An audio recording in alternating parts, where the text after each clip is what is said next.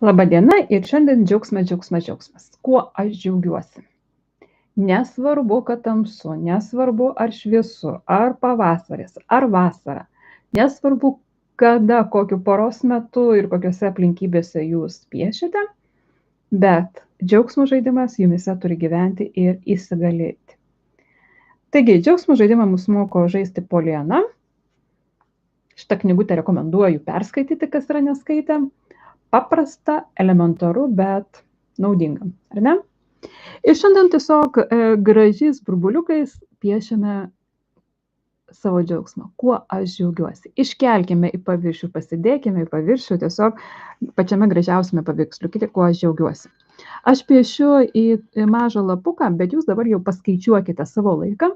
Jeigu turite laiko daugiau, tai pasimkite didelį lapą, galbūt net A3. Kitas dalykas, aišku, galite tą praktiką, aš siūlysiu šitą praktiką tęsti per porą dienų bent jau, o galbūt net ir daugiau. Kuo aš džiaugiuosi savo gyvenime ir irgi šitą praktiką labai tinka per šventes piešti ant didelio lapo, šiemet, kuo mes džiaugiamės, mes šeima.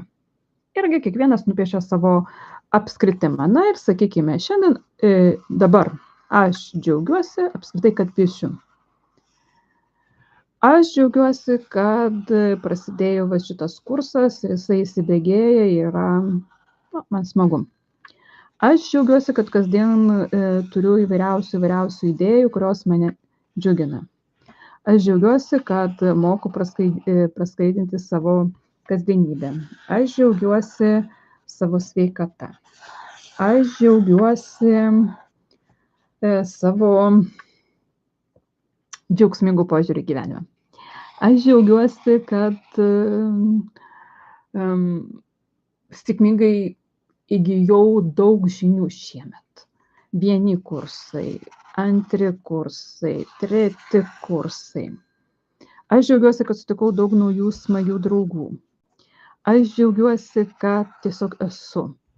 Aš džiaugiuosi, kad mano šeimos nariai sveiki. Na, matot, jau džiaugsmo burbuliukų, džiaugsmo apskritimų aš pripaišiau daug. Aš džiaugiuosi dar už tai, visą laiką galiu įpiešti apskritimų, kurie galbūt man nieko nesako, bet man dar norisi viduje, kad aš kažką galbūt pamiršau, kuo pasidžiaugti, bet galiu pasidžiaugti. Nu, tiesiog visą galaktiką ar ne išėjo. Nes su visokiais, matot, ar ne, tais tokiais galiukais, tuos galiukus man reikės harmonizuoti, suapalinti, įtraukti į visumą. Ir tai, aišku, aš darysiu vaikščiodama daugybę kartų po paveiksliuką matydama, tokių aš negaliu palikti, bet tiesiog dabar neurografinėm linijom aš vaikštau ir sakau, aš džiaugiuosi gyvenimu. Aš džiaugiuosi gyvenimu ir galiu kartoti, aš džiaugiuosi savo sveikata, aš džiaugiuosi savo artimaisiais, aš džiaugiuosi naujomis įžvalgomis, aš džiaugiuosi. Ir tą džiaugsmą tiesiog, aš džiaugiuosi, kad galiu piešti, aš džiaugiuosi, kad galiu dalyvauti šitoje programoje, aš džiaugiuosi, kad kasdien galiu tobulėti. Jeigu pačioj pradžioje jaučiate pasipriešinimą, kad aš dabar man blogai, aš neturiu ko džiaugtis, tai tiesiog pamažu pradėkite ištraukti po smulkmenėlę, už gyvenimą, už kvėpavimą, už akis, už ausytę, už nosytę, už galų gale prisiminimus, už atitinkamą patirtį, tiesiog pasidžiaukime tuo, ką turime čia ir dabar. Negalvokime apie tai, ko neturime, sakykime, aš svajoju turėti tą ir tą, tai dėl ko aš turiu džiaugtis. Ne, visa koncentracija į tai, ką aš turiu ir kuo aš galiu pasidžiaugti. Ir pamažu, galbūt taip įsibėgės, kaip matot, ar ne, šitą lapuką daug visko pripiešiau. Ir jeigu jūs piešiate į didesnį A4 ar 3 lapą, tai aišku ir apskritimai gali būti didesni. Na, kartais galite ir panalizuoti, jeigu irgi norite gilesnės analizės, tai į kiekvieną apskritimą galite tą džiaugsmą užsirašyti ir pasižiūrėti, kurie didžiausi džiaugsmai, kurie mažiausi tiesiog nesąmoningai vėl brėžiant. Bet džiaugsmų, ko gero, lyginti, matuoti ar sverti nereikia. Kiekvienas didesnis, mažesnis džiaugsmas yra reikalingas ir tiesiog galbūt nereikėtų išskirti, ar aš čia labiau džiaugiuosi dėl vieno dalyko, ar labiau dėl kito. Iš esmės šitoje temoje esmės nekeičia. Kitose temose kartais tikrai tas palyginimas ir pasižvalgymas, kas didesnis, kas mažesnis, reikalinga, nes kartais kažką mums reikia, sakykime, pasikelti kažkokią savybę, susistiprinti, daugiau linijų įbrėžti. Dėl džiaugsmų mums nereikia per prievartą džiaugsmų svorio pakelti. Manyčiau, kad tiek, kiek džiaugsmo vienu ar kitu atveju yra, tiek gerai, svarbiausia, jisai yra tapęs burbuliuku ir su visu tuo džiaugsmu, aišku, aš pasidalinu su visata. Sakykime, matau vienas atitrūkęs, aš jį prijungiu, kad jisai draugiškai draugautų su visais džiaugsmais ir kada aš apvalinu, aš išreiškiu labai aišku ketinimą, kad visi šitie mano džiaugsmai susijungtų į harmoningą visumą ir sustiprintų mano gyvenimą, suteiktų man daugiau vilties, daugiau džiaugsmo, daugiau šviesos suteiktų. Aš dabar piešiu ir aš tikrai jaučiu ir energiją, ir norą taip giliai pakvėpuoti ir tikrai susikėliau savo didelį džiaugsmą šitais apskritimukais. Ir kuo energingiau mes išsakom visą tai, kuo energingiau mes tai išpiešiam ir galbūt, jeigu esame pasižymėję, ką kuris reiškia ir dar sustiprinam, harmonizuojam ir tiesiog išsakom atitinkamus ketinimus vieno ar kito džiaugsmo požiūriu, kartais galbūt tą džiaugsmą net, kaip prisimenam, kodėl mes tuo džiaugiamės. Ir kiek mes tada turime įvairiausių patirčių. Ir dabar apvalinu ir harmonizuoju viską, jeigu kas su tuo džiaugsmu susiję, integruoju kiekvieną savo džiaugsmą ir sieju kartu, kad visa mano džiaugsmų armija stiprintų mane, suteiktų daugiau emocinės, fizinės sveikatos, psichologinės sveikatos, kad aš tiesiog remdamasi savo džiaugsmingomis patirtimis, gebėjimu džiaugtis, gebėjimu dėkoti gyvenimui už tai. Lygiai tuo pačiu principu, ar ne, kažkada mes esame piešę dėkojimą ir irgi metų pabaigoje aš irgi rekomenduoju tuo pačiu principu jums nusipiešti dėkojimą. Nes, sakykime, 2020 metais aš dėkoju tam ir tam už. Arba tiesiog galiu dėkoti už sveikatą, galiu dėkoti už atitinkamas akimirkas, už būtent džiaugsmus. Irgi dėkojimo lapą aš rekomenduoju didelį pasiimti. Ten, sakykime, net A3, kad galėtumėte ir apskritimus gražius išpiešti ir iš jų gražių spalvų pasidaryti, naujų metų sutikimui, jeigu tiesiog